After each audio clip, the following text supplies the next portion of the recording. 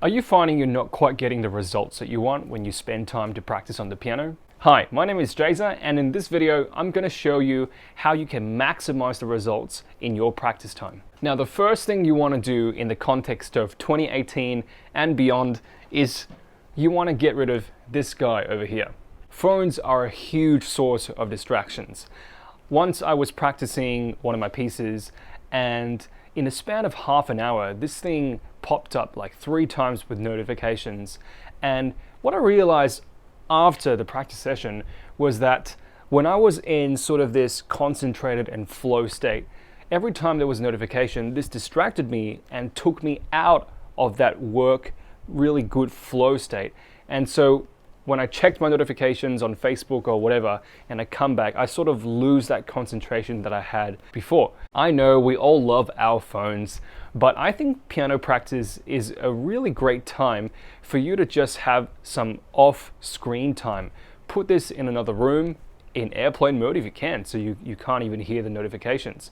So put that in airplane mode, it is in a separate room, and just to have that really relaxing off-screen time on the piano, I think you're going to really enjoy first your practice and just being away from our phones in the context of 2018 and beyond. The second thing you want to think about is to be setting some specific goals for your practice. Now, under goals, you want to have short-term goals as well as long-term goals. What's a short-term goal? A short-term goal is what would you like to achieve today and also in your week. So this is best discussed with your teacher. I recommend you find a teacher that's probably a little more on the strict side, because he or she is going to require you to get more music done in your day or week, and over the long term, this is going to make a huge difference. So perhaps today I want to get this page done. That could mean maybe I want to get the right hand pretty fluent, left hand pretty fluent, or if you're up for a bit of a challenge, you want to do hands together for that entire page fluently if you can. And by the end of the week, let's try and perhaps get the entire piece learnt. So all the notes are learnt. You can play it hands together, try to do it fluently as well. So set some really specific goals for your day-to-day as well as your week. You want to also look at your long-term goals. So long-term goals is anywhere from 3 months to perhaps a year. Now, in 3 months or 6 months or a year, how many pieces do I want to have completed? Do I want to have completed learning this really challenging song that I've always loved listening to on YouTube, right? So it's perhaps something that's like a couple of grades or 3 grades above, and you really love it. It's really important that you do this step. I see a lot of my students, when they practice on the piano, I feel like they're sort of just kind of fumbling around. They kind of sit down and practice for the sake of practicing because I tell them to, as opposed to sort of this thing in them that they want to achieve, let's say, this amount of music by X amount of time. So please don't fall into the mistake of practicing because you know you have to practice. Actually practice with intention. Practice with intention. That means you know you're practicing because you want to get this at the end of it. So by the end of that practice session, you want to achieve perhaps that page, right? And when you set yourself that goal, when you're practicing, you know you're working towards that goal. You can visualize yourself by the end of that practice session, by the end of that 2 or 3 hours, getting that goal. You're much more likely to achieve that goal.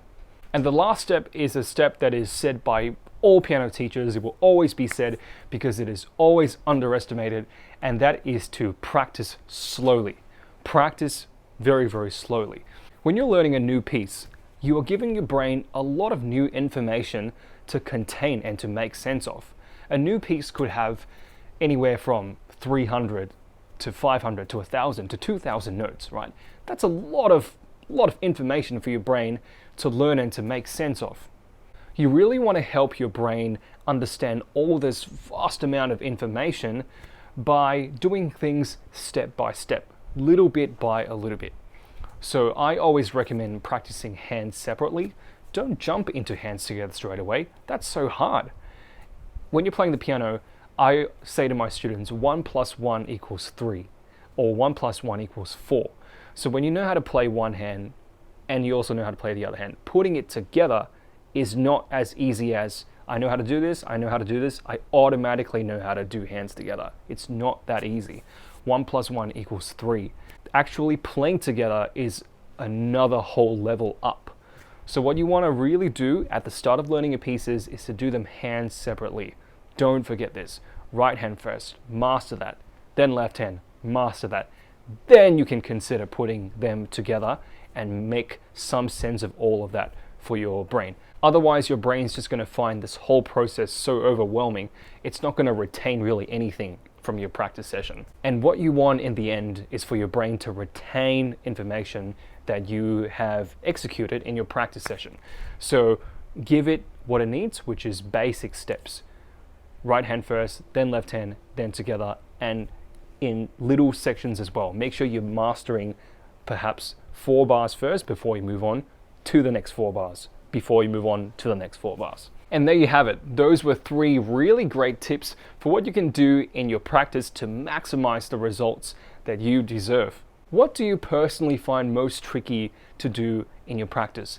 Let me know in the comments below. I'd love to read them and discuss with you on there. My name is Jazer. Remember to like, subscribe, and comment down below, and I'll catch you in the next tutorial.